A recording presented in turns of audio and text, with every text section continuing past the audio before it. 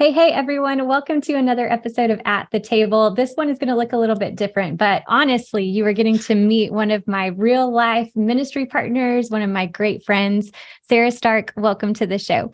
Thank you for having me, Jackie. I'm excited and nervous. Yes, very first podcast ever, although you're an avid podcast listener. So I know that you're familiar with it, but definitely a little bit different being in the hot seat. What do you think? Yes, definitely different being here talking than just listening. Well, I'm really excited to introduce you guys to Sarah. She really is honestly a dear friend. And then from that friendship, we really kind of got to work alongside one another in ministry to women at our church and the campus that we launched, which we're going to get to here in a little bit. But why don't you introduce yourself to our listeners and tell them a little bit about you?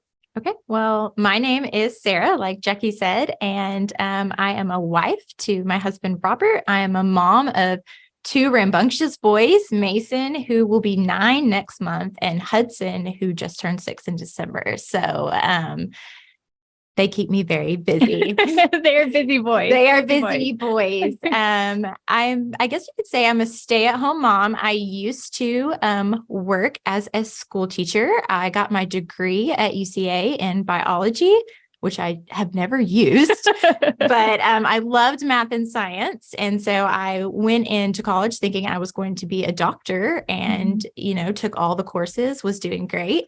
Went and shadowed a doctor, scrubbed in on some surgeries, some wound clinics, and I hated it. Did not love it.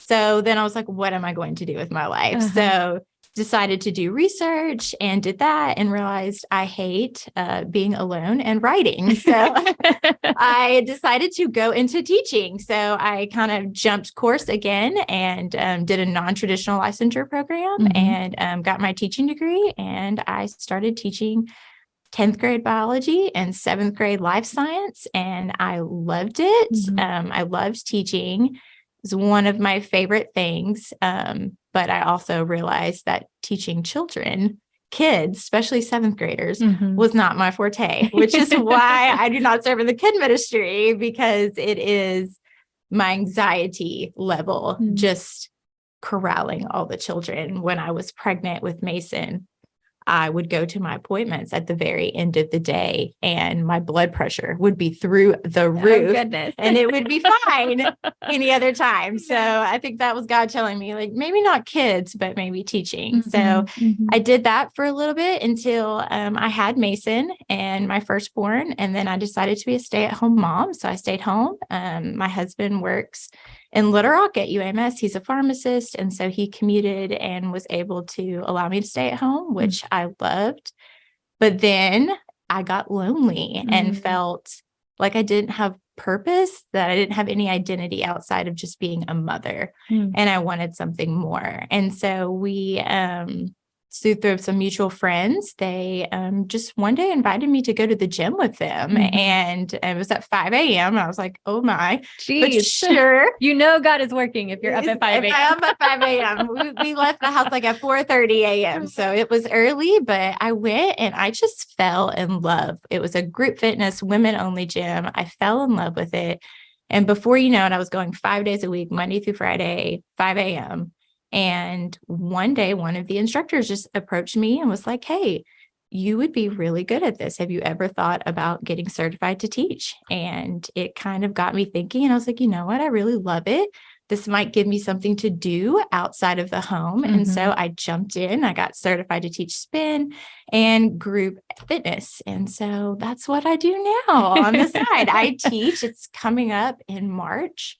Will be 4 years of me teaching group fitness, and I love it. And I have really just grown to it's just the environment of walking alongside like women and pushing them and encouraging them and seeing them do things that they didn't think they could do. And just like being there if they're struggling, to come alongside them and just like push them, like, you're not alone. Like, we're going to finish this together. Yeah. And that really, oddly enough, has transformed to kind of my love of like church and women's ministry and wanting to come alongside women. And that's just kind of led me to where I am now, which is kind of stepping into this new role as a lay women's minister. Yes. All right. Well, I mean, there's so many things that is true and that I see from the beginning of just meeting you of how God has really orchestrated these gifts and these talents and even these desires of how you do want to come alongside people, whether it's a seventh grader causing anxiety or you're in a spin class and you're encouraging and cheering people on. And so I think one of the things that really kind of stood out to me whenever I first met you, and I think you were in one of our Bible studies that we were having at our main campus before we launched, where you're leading now.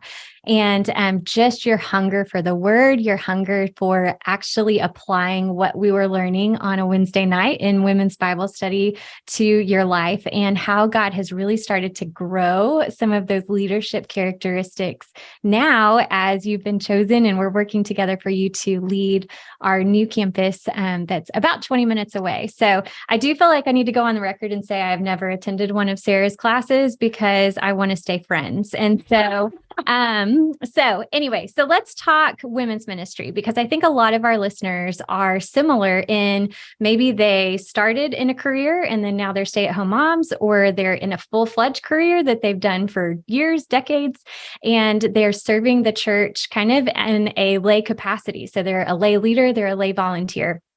So let's talk a little bit about when I approached you to be kind of our head person for our campus launch for the women's ministry. Tell me what it felt like kind of in those moments of, hey, will you do this for our church? Like, what was going through your head? What was going through your heart? Were you excited? Did you want to throw up? Like, how did it feel kind of being given that opportunity within the church? Oh man, I think it was definitely a mix of emotions. I think I was very excited because I was hungry and I was seeing God kind of pull me in that direction. And I think just having someone come and affirm and be like, hey, like, I think you would be good at this. And really just kind of got me excited. Like, wow, this could be something that I can do, that I enjoy, and that I could really see God grow and use me through it. So I was really excited. Also extremely terrified. Sure.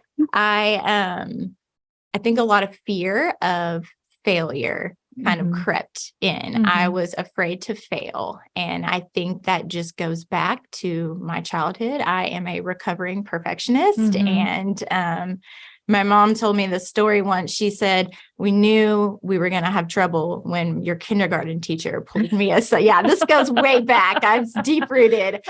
Kindergarten teacher pulled me aside and showed me one of your papers. And she had put a red mark on it because I had gotten something wrong. And I had erased a hole into the paper to get rid of the red mark.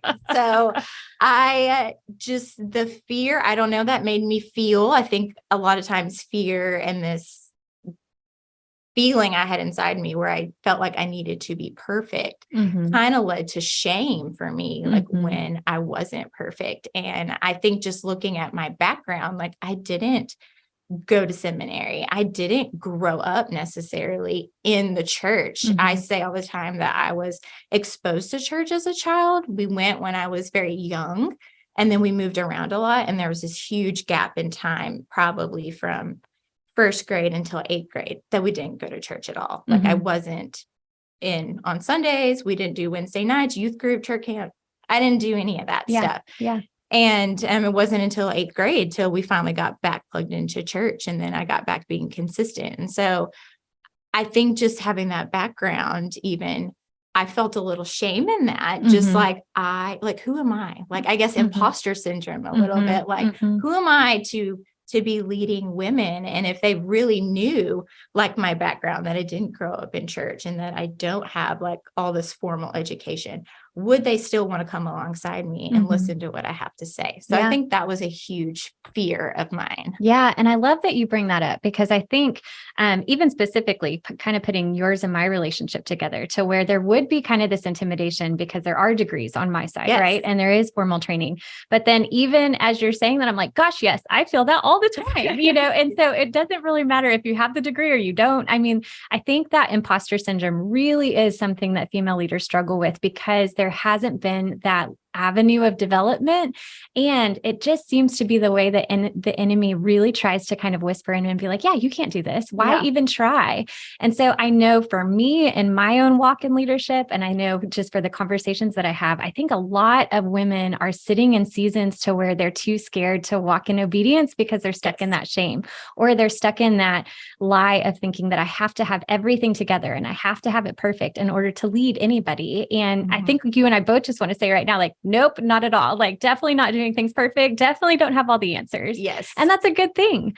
I think it's a way to be able to model to the people that we are leading that this is a never ending journey, right? Like that we are constantly able to learn and grow and dig deeper and sharpen as leaders. Like, I would hate to get to a point to where we just feel like we have it all together and it's all on us, because then why need God, right? And what's the point? Exactly. And to me, it's just been something that used to bring me shame about like where I am and not having all the things. Is something that I just celebrate now, and something that I love to lead with when I talk to other women, because like, I mean, if God can use me that didn't have all the stuff, like he can use anybody. Yeah. And I mean, honestly, that's his MO. That's what he does in the Bible. Fishermen, tax collectors. I mean, that's what he does. And so why not me? And why not you out there? Yeah, I love it. Why not you?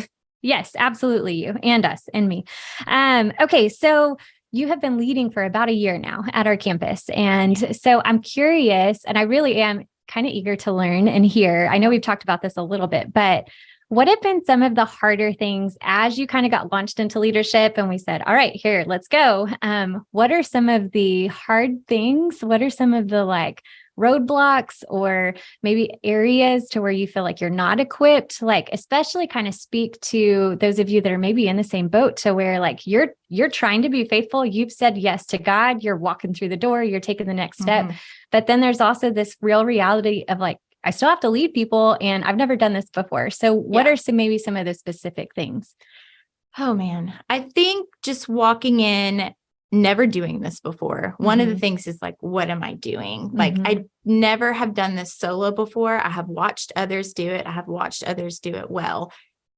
Do I trust myself? Do I trust God enough that he's equipped me to do this? And I really thank God, specifically with Greenbrier at the campus I'm at, has really blessed me with a team of women that have really just shown up and they're putting their hearts in it. And it's really helped me. I think one of my biggest struggle is control.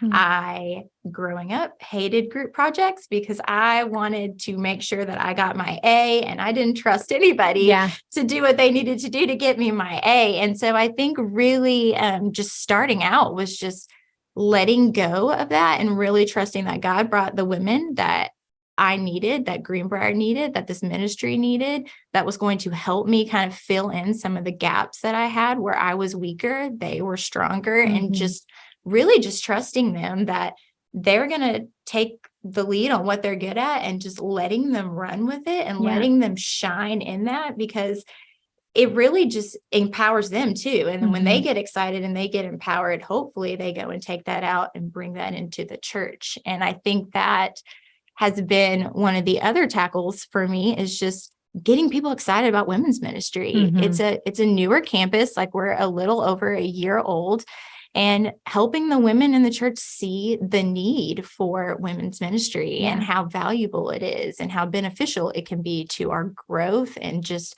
connectedness and through our walks. And so I really think just trying to figure out how to hone in and do that has been a big challenge for a new campus. Yeah. And I think even as I'm thinking back to before choosing that team, I mean, I think one of the things that I hope you would agree with that was helpful for you is that you're not just starting on your own without any kind of infrastructure to help you or people to help you, right? And so we were able to be really intentional about not only asking you because of your specific gifts and because of your involvement and maturity and character and all of those things, and pinpointing and affirming your gifts, but then also also being very intentional about the women that we were going to surround you in and launch you with, so you weren't going alone. And I think a lot of times for us, it is so easy to feel like we are like navigating everything by ourselves, and everything is trial and error. And there's so much of ministry that I feel like I'm still in that, kind of being the point person on this side. And so it's like, okay, well, let's try, let's throw it to the wall and see if it sticks, And so I think being able to lean into some of those, opportunities of perspective. And I know in those early conversations we wanted to make sure that we were finding a multi-generational team. And so we were very specific on who we were asking, who we were able to kind of bring alongside. And then from the beginning, I think you and your team have just really chosen to like mold together and move forward together. And then I think another thing that you're talking about is really just that patience element and that steadfastness element, because it is hard. And we launched right after COVID, and things started opening up. So there's been some cultural things that I think have made it kind of difficult. But then I also think that there's just this opportunity to really grow and walk with the women of your church to where it's not just going to be immediate results, which is not what we're used to in this world, right? Like we want it to be all right, first event, hundreds of women, which I mean, obviously everyone would love that. But I think you've done a really great job of just trying to learn your women, trying to walk with your women, and then offering different opportunities for them to plug into. So we talked a little bit kind of earlier about how you felt like you didn't have really that formal training. Yes. And so not only are you my lay minister at our campus, right? But you are also one of the students at our newly launched certificate in women's discipleship through Church Answers University. So I want to kind of shift a little bit, because those two things were kind of happening synonymously to where you were stepping into this leadership position. And then you were also saying yes to, all right, I need training, which I think is a really big part of any woman serving in leadership. I would hope that we are going to be consistent learners, like that we are always going to be finding ways to develop. We're going to be finding different voices to learn from. And you decided to tackle both of those things at the same time. So why don't you tell me a little bit about why did you choose to take that step? Like, what was it about CAU that you really felt kind of met like those specific needs and desires, but then also just your life, because you're working and you're a mom and you're a wife and all of those things. So share a little bit about that. So when you asked me to, take on this task of like, do you think like you can do this? Do you want to do this, lead women's ministry out in Greenbrier? I like to classify myself as a professional student. I love to learn, and I've always been, I love to learn. I've always had this need. And so I definitely wanted to be equipped as best that I could. I wanted to go in and be the best leader that I could be and be as prepared as I could be. And I always feel like there's always something to learn. It is a ongoing journey. I'm never going to know everything. So there's always something more to learn. And I'm excited to learn it. Amen. So I wanted to find a way to do that fit in with my schedule, because I do have two boys. They're both in school. So taking them to and from school, they have activities, and then we have church activities and friends and just all these things that keep our life very busy. And I saw that Church Answers, you were advertising it on social media, and it intrigued my interest, because I was like, this is something that I want to do, that I feel kind of God tugging at my heart, because like I couldn't get it out of my head. It was like I kept thinking about it, and then I kept seeing it. I'm like, okay, I get it, God. Like, this is something you want me to do, but I need to know more. And so when I asked you some questions, like, what does this look like? What does this entail? Like, is there going to be formal class times that I have to come? Do I have to travel? And when you told me that it was all online, first bonus, all online. I don't have to travel anywhere. I don't have to leave my kids. You don't have to get out of pajamas if you don't want to. Exactly. I love huge that. Bonus. Huge bonus. I am the comfort queen. So yes. So that, and then the fact that I could watch the classes anytime and fit it in my pockets of my day was huge. So I didn't have to worry about like, oh no, I can't go do this basketball game for my kid because I have a class I have to watch and tune in at that time. I watch a ton of my classes while I'm in the pickup line at school. So I'm sitting there waiting to pick up my kids.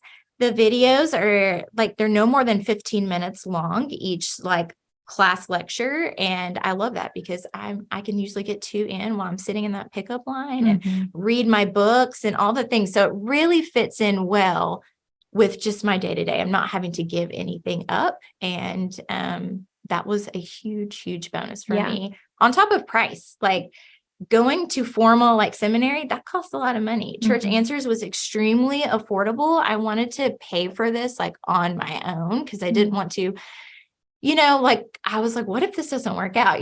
Sometimes God opens doors to make us fall on our face to learn a lesson, and I'm like, I don't want to blow all this money. And what if this like doesn't work out? And so the fact that it was affordable, something like I could afford just doing my part-time working at the gym. And it was just honestly the perfect fit. All the cards lined up and I was like, why not? So I just kind of just jumped in. And I've been loving it. Yeah, I love it. Well, and I love, even as you're talking about what if this blows up?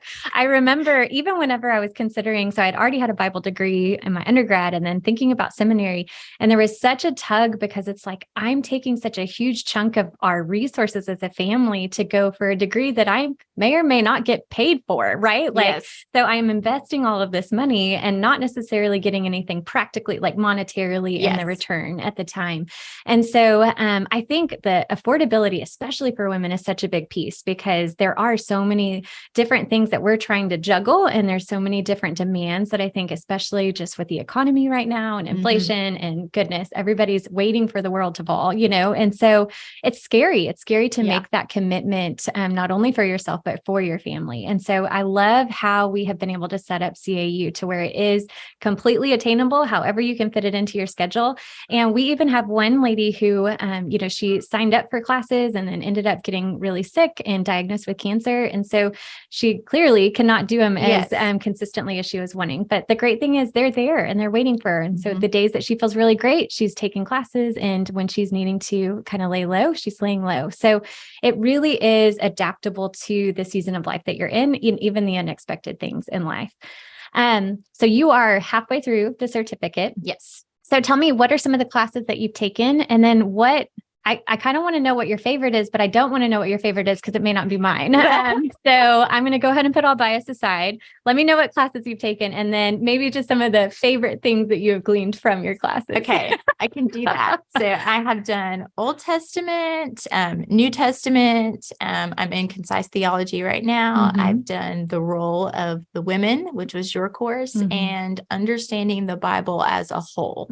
And so a lot of just the nitty gritty, just getting into the Bible. This is what it says. This is what it believes. And honestly, what I have loved probably the most is I feel like the courses help you meet people where they are. And so I guess the best way I can explain this is kind of like know your audience. When I was in grad school for biology, they really focused on this when we had to present our research at like symposiums. They're like, if you have someone come and walk up and you're talking about your research, like I'm studying the cytokinetic mitochondria and dictyostelium cells and how that affects apoptosis, I've lost you. I'm lost. I don't even know what that is. I've lost you. I'm using this terminology that you're not familiar with. And so like you've checked out, I've lost you. You're not going to ask questions. You're not going to want to know more because that's overwhelming. And so I feel like Church Answers does a really good job of explaining it in a way that you can help equip you to explain it to a non-believer, to a new believer, and even the most seasoned believers. So like just reframing like how you speak. So like if I said, hey, I'm studying mitochondria, which is the energy producing organelle of cells. That's what makes cells function and live and do all the things that they can do. And if I inhibit that mitochondria when it's trying to divide and replicate, then maybe it'll die. Why is that important? Because if it does die, then I can target that in a cancer cell, and then that cancer cell will die instead of replicating. Well, now you understand what I'm talking about. I've piqued your interest, and I feel like that's what Church Answers does. That's how they present the material. Yeah. Well, and I know we specifically talked about that Bible as a whole class that you took that Sam teaches. So let's talk a little bit about just how revolutionary or like practical that was as a small group leader, as a women's ministry leader. I mean, I think for so many of us, whether we grew up in church or we're just really trying to kind of piece together these stories that we're hearing, every Sunday, those kind of things, we really do have them as pieces. And as we start to really study theology, and as we start to study the Bible and putting that whole narrative that God has put out for his redemptive history and being able to see how he works, it really does click. Like it really does make it to where you're like, I get it. Like, I totally understand why there's things in the Old Testament and how they're coming up in the New Testament. So tell me a little bit more about how that really just kind of brought some excitement and kind of lit a fire in you after taking that class. Yeah. So that was one of my favorite classes, was understanding the Bible as a whole. The way that it was just the thread of Jesus all throughout the entire Bible. It made it so clear for you to be able to see and to make those connections and connect the dots. So when you are reading scripture, you're like, I see that. It makes sense. And then you're reading on later, then you're like, I see that again. There it is again. And you really just see this beautiful thread and just kind of weaves this beautiful story all together. And it puts it in the way where you're understanding what's going on in this time period, what's going on, what's really the context. So you're not taking anything out of context, and you can see just the story of Jesus throughout the entire Bible. And it really, when you can see it in that way, instead of just being, like genealogies, man, I'm just getting bogged down. I'm just like, why? Like there is purpose in every single piece of scripture. And when you can see the thread of Jesus in each of those areas where we can get bogged down in all the details, like the temple dimensions. I was in Ezekiel this morning and I was like, oh my gosh, the cubits, and there's so many. I'm like, why is this important? But when you can see it pointing to Jesus and our need for Jesus, like it really just makes the Bible just come alive, and it makes just my awe for the Lord just so much more than it was before. Yeah. Yeah. And I think what you're hitting on, we can go to seminary, we can do the CAU certificate to get the piece of paper, and so oftentimes really that's what it ends up becoming. Like we want the credential, but hopefully what is happening is that there's this spiritual formation to where it's not just I'm studying so that I can teach better, or I'm studying so that I know how to lead better, but in that study comes spiritual formation, that we do actually believe what we're studying, and we get to fall in love more and more with the God that created us, and with a God that is a beautiful storyteller that knows absolutely what he's doing. And so the more that we dig in and we find and we learn about him, the more we're able to say, I don't need the control, right, Sarah? Like, I don't need to be the one that's in charge, because he's totally laid this thing out exactly how he wants to. And I just have to be obedient in the next step. So I love that. Okay. So as we kind of wrap up, let's do this. I would love for you to speak to that new ministry leader, that new volunteer leader. Like, how would you encourage her, especially, I think, as women, really kind of often sitting in that seat of insecurity, or I don't know enough, or I don't have the affirmation that I've gotten from other people. Like I just got thrown into this position because somebody quit. Like there's so many things, like so many circumstances that I think we get kind of thrown into, and we feel like we're treading water and oftentimes maybe even drowning. Yes. So how would you encourage that woman? Like, how would you tell her to develop? Like, what kind of wisdom would you pass on now that you've got just a little bit under your belt, right? What would you share with her and to keep going? Oh man. Okay. So I would first say, just cling to your Bible, read your Bible. That is really where, when all the fears and all the doubts and all the insecurities, all the shame, all the things that I kind of talked about earlier that I really struggled with when I was like first taking this on, I had to combat those lies with truth. Yeah. And I found that in my Bible. I really just kind of dug in and just saw the stories of how God used ordinary people, and just like me, and like, why not me? And so why not you? Like, God can equip you, and he will equip you. And when I look back at my life, like I never in a million years thought I would be here at all today. Like that was not the plan. That was not in my thought, because that was not my upbringing. It was just totally just not even a thought. And the fact that God has brought me here is just a testament that like, this is part of his plan to use his people to bring glory and to share about the kingdom. And he's going to do that. And he's going to put people in your life to help encourage you and teach you along the way. And so I would just say, like, dive in, find someone to walk alongside you, find someone to mentor you, to help you learn how to study the Bible, really set you on fire, maybe even just hold you accountable. If you need like an accountability partner, I needed someone just to be like, what are you reading this week? And so I'm like, yeah, I need to be in my Bible. And I think just believe in yourself, like trust if you feel like God pulling you in that way and kind of igniting a fire in you where you're getting excited and you want to come alongside other women, like don't let that fire like burn out. Like have confidence that God is pulling you and he can do anything through you. Like he can do anything. So why should we doubt that he can use us? And so I would just say, trust in God and what he's doing. Trust that if he's calling you, he's equipping you, and to just keep walking in obedience and just see what unfolds, because it's going to be probably so much better than you ever could have imagined, because where I am now, never thought I would be here, but it's so much better than all the plans I had when I was a little girl where I thought I would be. Yeah. And so it really is a beautiful thing. Same. I mean, I know that I've shared before, even on this podcast, that like, if I would have thought as a little girl, as a teenager, if you would have told me you would be leading women, I would have laughed at you like hardcore in the face. Yeah, whatever, and there's still some days where I'm like, I cannot believe this is my job, like, I can't believe this is what I get to do.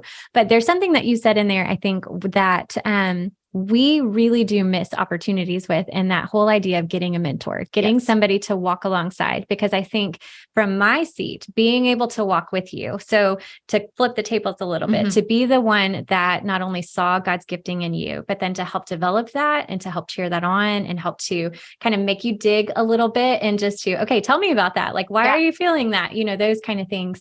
To where on the flip side, I think for my own ministry journey, I did not feel like I had that. And so much of the insecurity and the shame and the self-worth and feeling like I cannot do this, I think really would have been silenced if I had somebody that I could call and ask. And now I have someone in my life that I'm able to, that's a little bit ahead of me, that I'm like, okay, this is something that I'm dealing with. And so it really is that man shouldn't be alone, like that there is so much strength in being able to come together, to learn from one another, to glean from the mistakes of people ahead of us, because Lord knows I've had them and shared them. But then just that connection that I think even happens with women leaders. And I know we have specifically talked about this, that you already feel kind of like, I don't know, a fish out of water, with being a woman leader. And so it is so, so important to find other women and to connect with them, learn from them, and encourage them, because it really is a mutual thing that I think both of us get to benefit from. And so just to say, that's part of what Church Answers Women is. Like, we want to network women together. Part of the discipleship certificate is those women being able to come together and ask, okay, what class are you taking? And what about this? And, I thought that this was what I was supposed to believe, and now I don't know anymore. Like, there's so much beauty that happens in community. And so we hope that Church Answers Women is going to be a resource for you, not only to develop, but also to really equip you. That's a big piece of that confidence part. So Sarah, thank you so much. I'm so thankful that our listeners got to meet you and kind of listen in on a couple of our conversations that we have regularly throughout the year on ministry and leadership. Yes, I'm so happy that you invited me. This was so much fun. Not scary at all. See, I told you, it's not that bad. It really is. It was more scary setting it up. Goodness, technology. That's that's another podcast for another day that both of us will not be on, because no, that's not helpful not at our all. gift.